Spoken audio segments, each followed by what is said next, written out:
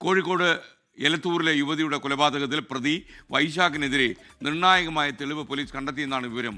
പ്രതിയുടെ പീഡനം വിവരിച്ച യുവതി അയച്ച ഒരു സന്ദേശം പോലീസിന് ഇപ്പോൾ കിട്ടി. തന്നെ കൊലപ്പെടുത്താൻ സാധ്യതയുണ്ടെന്നും കൗൺസിലർക്ക് അയച്ച സന്ദേശത്തിൽ യുവതി പറയുന്നുണ്ട്. Very good morning. ഇപ്പോഴും വൈശാഖിനെ ചോദ്യം ചെയ്യുന്നത് തുടരുകയാണ്. എലത്തൂർ SHO KR രഞ്ജിത്തിന്റെ നേതൃത്വത്തിൽ വിശദമായ ചോദ്യം ചെയ്യലിലേക്ക് കടക്കുന്നു. ഇതിനിടയിലാണ് പോലീസിന് ശാസ്ത്രീയമായ ഒരു നിർണായക തെളിവ് കിട്ടിയത്.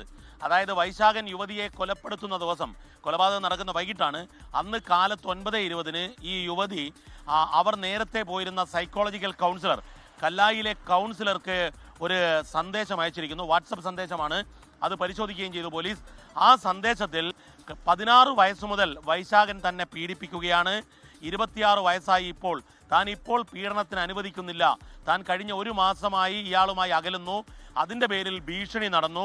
തന്നെ കൊലപ്പെടുത്താൻ സാധ്യതയുണ്ട് എന്ന് പറഞ്ഞുകൊണ്ട്, അതായത് താൻ കൊല്ലപ്പെടുകയാണെങ്കിൽ അതിൻ്റെ ഉത്തരവാദി വൈശാഖനാണ് എന്ന് പറഞ്ഞുകൊണ്ട് ഒരു പേപ്പറിൽ എഴുതിയ കുറിപ്പും അതുപോലെ വാട്സപ്പ് മെസ്സേജിൽ ടൈപ്പ് ചെയ്ത സന്ദേശവും അയച്ചു കൊടുത്തു. ഇത് പോലീസ് പ്രിസർവ് ചെയ്തു. പോലീസ് അത് കണ്ടെത്തി കഴിഞ്ഞു. ഇനി അതിൽ തുടർന്നുള്ള നടപടികളിലേക്ക്, ഫോറൻസിക് പരിശോധന ഉൾപ്പെടെയുള്ള കാര്യങ്ങളിലേക്ക് പോലീസ് കടക്കും.